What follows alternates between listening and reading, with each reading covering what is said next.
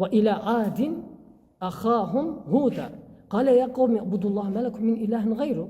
Allah Teala buyurur ki Ad qövmünə kardeşleri Hud'u yani Hud peygamber gönderdi.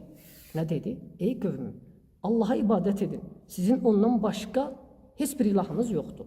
Yani ibadetle yöneleceğiniz hiçbir mebudunuz yoktu. Həmçinin və ilə Səmudə axahum salihə qalə ya qavmi ibudullah ma lekum min ilahin gayru. Səmud qövmünə kardeşleri Salih'i yani Salih peygamber gönderdik. Ne dedi? Ey qövmüm, Allah'a ibadet edin. Sizin ondan başka hiçbir ilahınız yoktu. Ve ila Medyene ahahum Şuaybe qale ya qavmi ibudullah ma lekum min ilahin gayru. Həmçinin Medyen qövmünə, Medyen əhlinə kardeşleri kimi Şuaybi yani Şuayb peygamberi gönderdik. Ey qövmüm dedi ki tek Allah'a ibadet edin. Sizin ondan başka hiçbir mebudunuz, ilahınız yoktu. Yani bu cür görürsək ki Allah subhanahu taala peygamberleri ayrı-ayrılıqda bir adlarını qeyd edərək, qövmünü qeyd edərək nəyə dəvət etdiklərini bəyan edir. Onu göstərir ki, peygamberlər ümmətlərini əsasən uluhiyyət tohidinə dəvət ediblər.